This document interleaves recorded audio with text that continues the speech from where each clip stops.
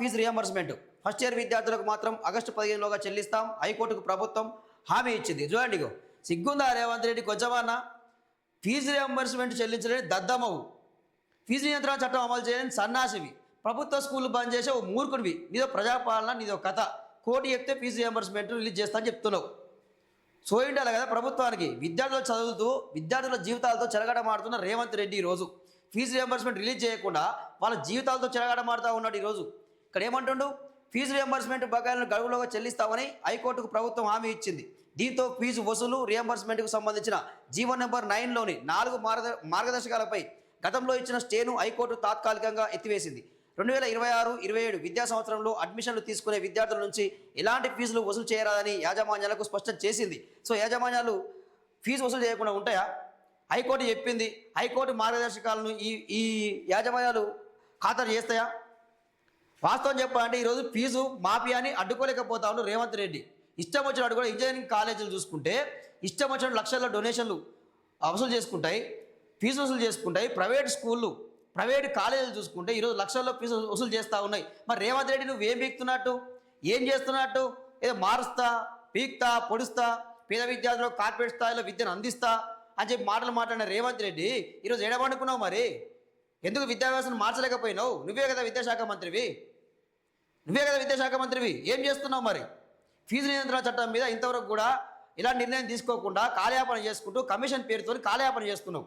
అందరూ గమనిస్తూనే ఉన్నారు.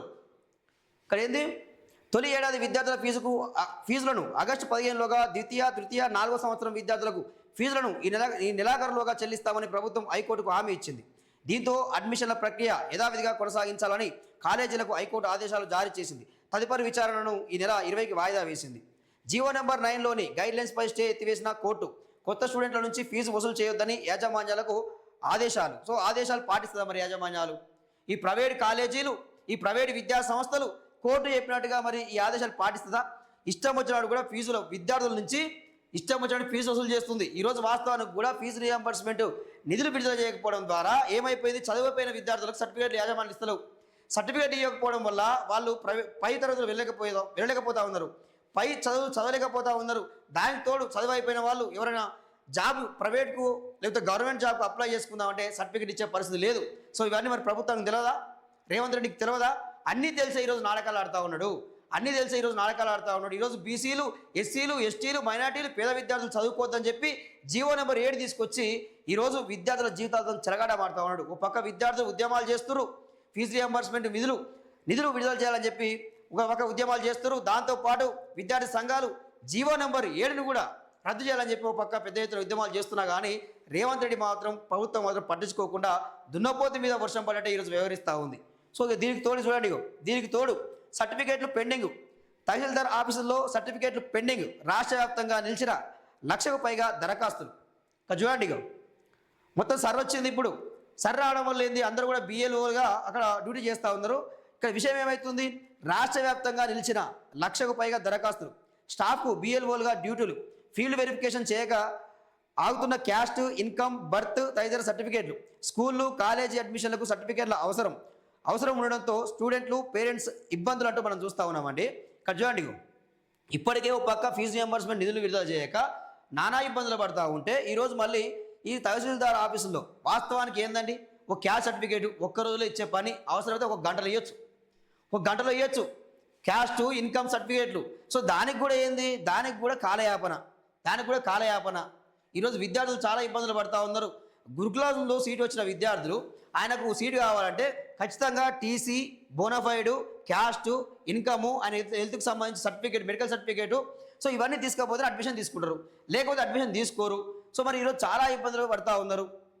సో స్కాలర్షిప్ అప్లై చేయాలన్నా, ఫీజు రియంబర్స్మెంట్ అప్లై చేయాలన్నా, కాలేజీలో అడ్మిషన్లు కావాలన్నా ఈరోజు caste certificate compulsory, income certificate compulsory.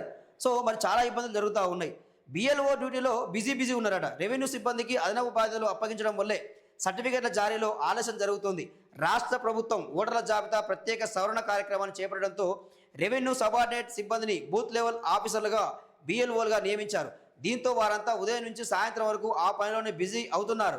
ఎవరండి బిజీ అవుతున్నది? మంచిగా కుర్చీ వేసుకొని చెట్టు కింద నమ్మలని కూర్చుర్రు బిఎల్ఓలు.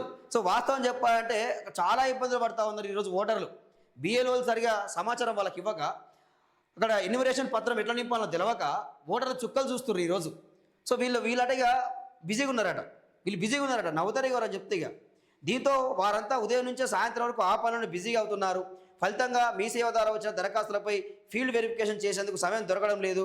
కుల ఆదాయ ధృవీకరణ పత్రాల జారీకి స్థానిక విచారణ తప్పనిసరి కావడంతో సిబ్బందికి తీరిక లేక ఆ ఫైళ్ళన్నీ పక్కన పడిపోయాయని చూస్తున్నాం. సో గవర్నమెంట్ నిర్ణయం తీసుకోవాలి. విద్యార్థులు ఇప్పుడు ఎందుకంటే ఇన్కమ్ సర్టిఫికేట్ అప్లై చేసేటప్పుడు అందరూ ఒక కాలం అడుగుతారు, పర్పస్ ఏందని చెప్పి. పర్పస్ ఏంది, అడ్మిషన్ పర్పస్ లేకపోతే స్కాలర్షిప్ పర్పస్ అని చెప్పి రాస్తారు. అలాంటప్పుడు ప్రభుత్వం వెంటనే వాళ్ళకు ఒక క్యాస్ట్ సర్టిఫికేటు, ఒక ఇన్కమ్ సర్టిఫికేటు జారీ చేస్తే అయిపోద్ది కదా, ఇష్యూ చేస్తే అయిపోద్ది కదా. ఎందుకు ఈ కాలయాపన? ప్రభుత్వాలు నిర్ణయాలు తీసుకోవాలి కదా. ఇలాంటి చెదగాని ప్రభుత్వం ఉన్నది. మన ప్రజాపాలన చెప్తారు. ఏం ప్రజాపాలన మీది, ఏం పాలన మీది? పనికి మాలిన పాలన తప్ప ఏం లేదు ఇక.